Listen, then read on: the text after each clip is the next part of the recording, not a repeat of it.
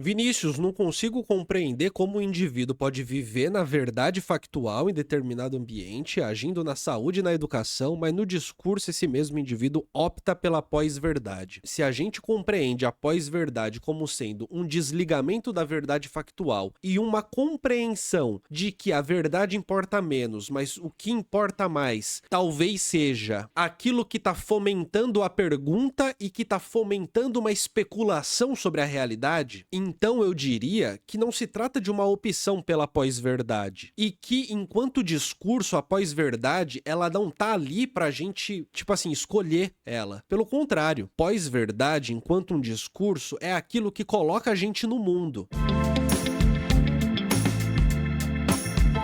Manifestantes inconformados com a derrota de Jair Bolsonaro nas eleições e que continuam em frente a quartéis do Exército teriam pedido ajuda extraterrestre em busca de um golpe militar que tanto clamam. É o que afirmou o fotógrafo Marcelo Nunes, que registrou neste domingo, no centro de Porto Alegre, manifestantes fazendo sinais de luz com seus celulares em direção ao céu. Na publicação, Nunes diz que saiu para andar de bicicleta quando se deparou com a cena em que pessoas clamavam por um general. Ele afirmou que se tratava de um pedido de ajuda extraterrestre, mas não é possível determinar a quem os manifestantes estão se referindo. O vídeo, que logo viralizou nas redes sociais, foi tratado como piada por internautas, que fizeram os mais diversos tipos de comentários sobre a cena. Alguns questionaram como as gerações futuras estudarão o período em que vivemos, enquanto outros afirmaram que tem problema em acreditar que isso não seja um meme. Até a publicação deste conteúdo não havia qualquer posicionamento dos manifestantes. Acompanhe esta e outras notícias no Terra. Olha nós, general! Olha nós, general! E aí você tem o sujeito lá, eu vou falar do bolsonarista estereotipado. Você tem ali o bolsonarista estereotipado que ele é alguém no mundo na medida em que ele nega a possibilidade de uma verdade factual. Então, o detergente P não é uma questão, por exemplo, de contaminação. A Havaianas não é uma questão de uma propaganda é uma propaganda comercial, aliás, só isso. O Kit Kat, o Bis. O Bis, ele não fez um comercial porque o Felipe Neto é alguém famoso, né? É isso. Só isso. Essa verdade factual, ela não é suficiente para dar conta de toda a carga de significado que é necessário para movimentar a todo instante e preencher o mundo bolsonarista. É nesse momento que o sujeito bolsonarista só é gente se ele puder justamente, ao questionar essa verdade factual, colocar como sendo mais importante a elaboração da pergunta do que exatamente a resposta. Muitas vezes a elaboração da pergunta é mais importante do que a resposta, mas aqui a gente tá falando de coisa rigorosa, de coisa técnica. A gente tá falando de chegar num lugar, por exemplo, olhar para algo que tá acontecendo e pensar, pô, eu vou ter que elaborar direitinho a minha pergunta de pesquisa para eu fazer uma pesquisa que tenha uma resposta relevante. E no fim, essa resposta relevante pode ser até simples. Não é disso que eu tô falando aqui.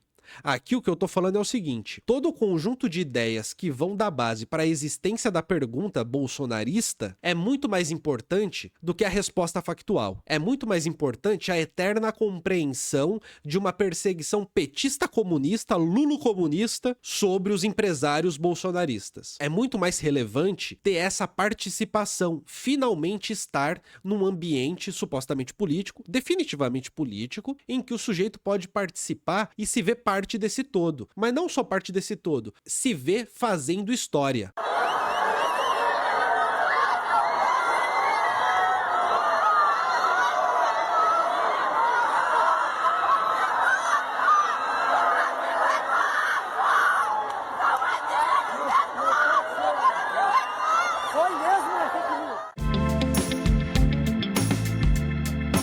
Eu trouxe um artigo no Clube de Membros onde eu falava sobre como que o bolsonarismo fez com que dona de casa conservadora finalmente se percebesse como sendo ator político. Porque finalmente as questões que eram de casa, as questões que eram da família, as questões que eram de fórum íntimo se transformaram em questões públicas. E aí, de repente, se o tio, se o sobrinho, se o neto é gay ou não é, deixa de ser um conflito familiar e passa a ser algo relevante a nível nacional político. E isso transforma uma inabilidade e uma incapacidade mesmo de se lidar com a esfera pública e com a esfera política que é ligada à pública, isso isso transforma ela em uma capacidade e habilidade de lidar com essa esfera política que agora é diretamente relacionada com o fórum íntimo. Então percebe como a pós-verdade, ela não é uma escolha que a gente faria porque a gente é malvado, porque a gente é do mal,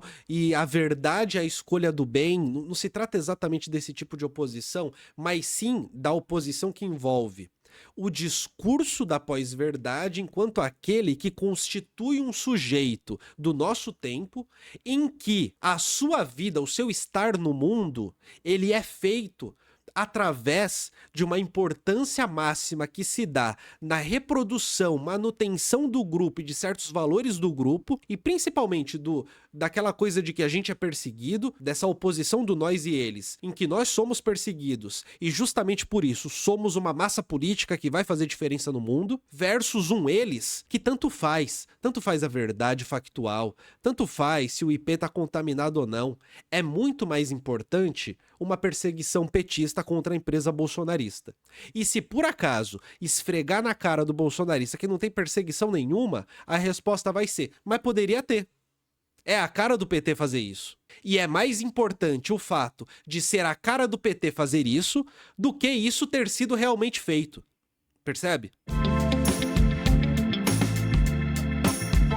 É nesse momento que a gente começa a perceber que o bolsonarista, ele não é um ignorante vítima da manipulação, blá blá blá. É um sujeito como eu, como você, como qualquer um, que num dado momento da vida está em sociedade da maneira como está, que é responsável pelos próprios atos, que não é um tadinho, uma tadinha, ignorante, manipulada, blá blá blá.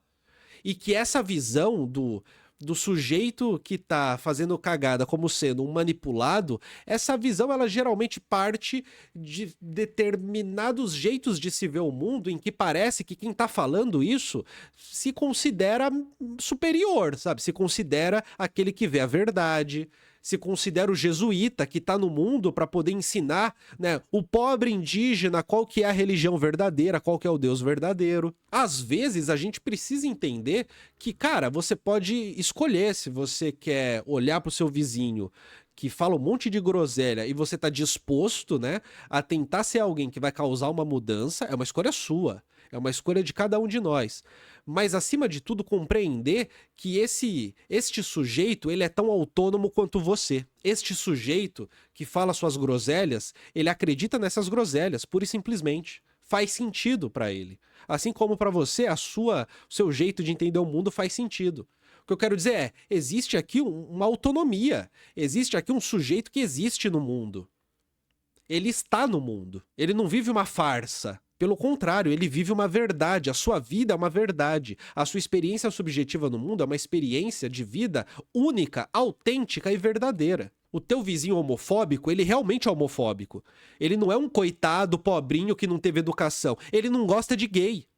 Tô citando isso como exemplo. E aí você pode ou não estar disposto a se relacionar com essa pessoa. Enfim, digo assim, né, o que faz com que um sujeito se coloque à disposição de tentar transformar o outro não é exatamente a inocência do outro, mas é a vontade do sujeito. É isso que eu quero dizer. Tudo bem? Esse vídeo é um corte das lives do Colunas Tortas. Live do Colunas Tortas toda terça-feira às 10h30 da manhã e ao longo da semana, às vezes à noite, mas principalmente no período da manhã. Só que toda terça é com certeza 10h30 da manhã, tá bom? Vem participar das lives comigo.